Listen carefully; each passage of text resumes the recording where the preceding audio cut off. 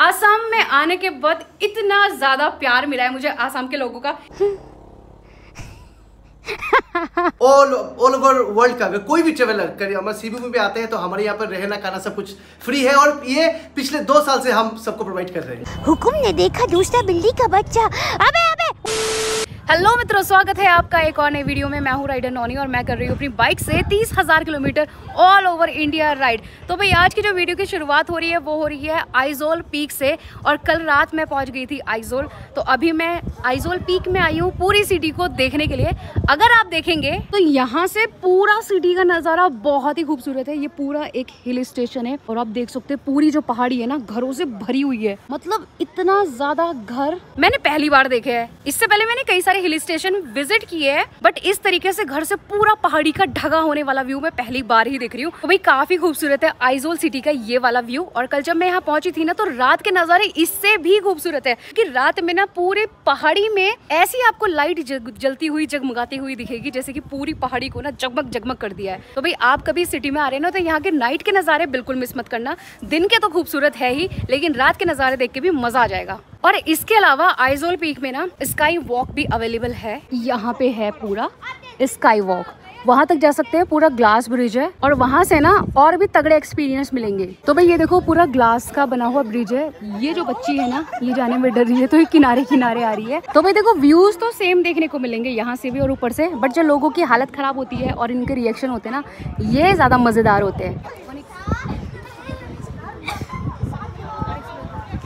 तो भाई शुरू कर देते हैं आज की जर्नी भी हर बार की तरह भोलेनाथ के नाम के साथ। हर हर महादेव। तो यहाँ से ना हमारे प्लान में थोड़ा बहुत चेंजेस हुआ है। हम लोगों का पहले इंडिया बॉर्डर पे जाने का भी प्लान था, म्यांमार बॉर्डर पे, लेकिन इतनी सारी धूप है, धूल है। और सेकंड हमारे जो को राइडर है उनकी बाइक में भी दिक्कत है। जब हमारी बाइक आसाम में चोरी हुई थी ना तो उसके शॉकर फाड़ के दिए थे चोरों ने वापस। उस टाइम पे हमने उस चीज़ को ध्यान नहीं दिया क्योंकि नॉर्मल रोड में उतना आइडिया नहीं आ रहा था। बट जब अब ऑफ रोड मिलती है ना तो ऐसी कूदती हुई जाती है ना वो गाड़ी स्प्रिंग की तरह। तो रास्ते में हमें बहुत सारे ऑफ रोडिंग मिल रही है बार बार, उसमें बहुत दिक्कत हो रही है। तो अभी उसको ना सही करना पड़ेगा। यहाँ से तो हो नहीं पाया, सिलचर से ही वो सही होगा। लेकिन चलो ठीक है, जो होता है अच्छे के लिए होता है। तो यहाँ पे आने से पहले मैंने सुना था बहुत ज्यादा ट्रैफिक है, ट्रैफिक का रूल है, ऐसा है वैसा है, ओवरटेक नहीं करते हैं, लाइन से आते हैं। ऐसा कुछ खास तो मुझे फिलहाल दिख नहीं रहा, पता नहीं किस टाइम पे दिखता होगा। देखो सब उड़ते हुए आ रहे हैं लोग।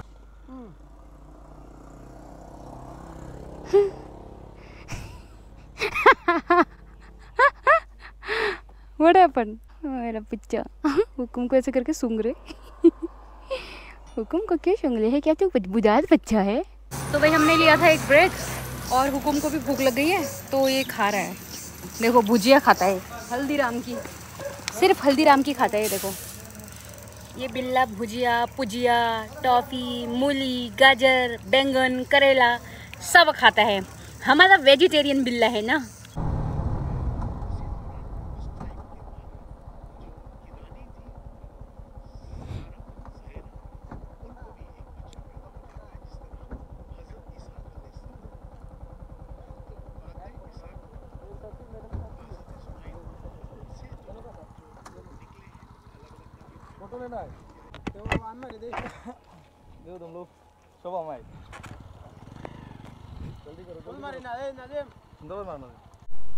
तो भाई शाम हो गई है और हम पहुंच गए हैं श्री भूमि। तो भाई श्री भूमि जो जगह है ना, पहले इस जगह का नाम हुआ करता था करीमगंज। तो भाई कतली चेरा से कुछ भाई जी ने हमें ज्वाइन कर लिया है। ये चल रही है उनकी आगे आगे गाड़ी। अभी हम इनको फॉलो करते करते करीमगंज पहुंचेंगे, श्री भूमि पहुंचेंगे। और श्री भूमि आने का जो प्लान बना है वो इसलिए बना है क्योंकि हमें यहाँ पे एक छोटू सा मीटअप प्लान करना है। हमारे भाई लोगों ने बोला करीमगंज में भी रख लेते हैं एक छोटा मोटा मीटअप। तो हमने कहा चलो जी रख लेते हैं, जितने लोगों से मिलने का मौका मिले उतना तो अच्छा लगता है। तो कल करेंगे एक मीटअप, उसके बाद चलेंगे सिलचर। मुस्कुरा के जो मांगे ओ जनहारा। तो कुछ भाई लोग मिल गए करीमगंज के। करीमगंज में एंटर करते ही बोले तो श्री भूमि में एंटर करते ही। तो अभी हम इनके साथ छोटी सी राइड करें। यहाँ पे भी देखो लिखा आई लव श्री भूमि। बिल्ली का बच्चा, हुकुम ने देखा दूसरा बिल्ली का बच्चा। अब उस पे कूद के जाएगा क्या? देखो देखो चलती गाड़ी से तू बिल्लियों पे निशाने गाड़ रहा है। तू कैसा बिल्ली का है रे? तुम खुद बिल्ली होके दूसरी बिल्ली जात से इतनी नफरत करते हो, उन पे अटैक करने की कोशिश करते हो। ऐसे तो तुम एक अच्छे इंसान नहीं बनोगे। तुम्हारे अंदर की बिल्लीनियत दिन प्रतिदिन कम होती जा रही है। ऐसा ना करो, नहीं तो खुदा तुम्हें नहीं बख्शेगा। ये एक गंदे बिल्ली की निशानी है। अंकल जी ने तुम्हें कुछ तो बोला। ये एक गंदे बिल्ली होने की निशानी है। तुम अपनी बिल्लीनियत नहीं भूलो। बिल्लियों के साथ कायदे से पेश आओ, प्यार से पेश आओ। इतनी नफरत लेके कहाँ जाओगे?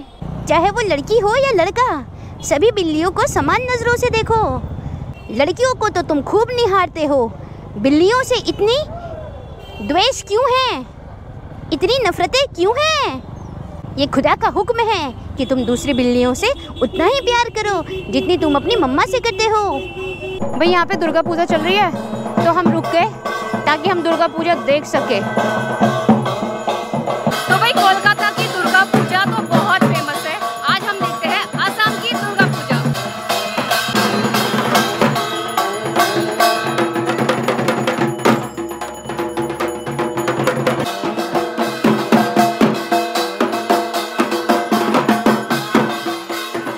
तो भाई फाइनली हम पहुंच गए हैं श्री भूमि की अपनी स्टे लोकेशन पे और हमारे साथ यहाँ पे हमारे कुछ साथी लोग हैं। तो भाई आज के जो हमारे होस्ट हैं उनसे आपको मिला देते हैं। हमारे साथ है सृजन देवराय जी। नमस्कार एवरीवन।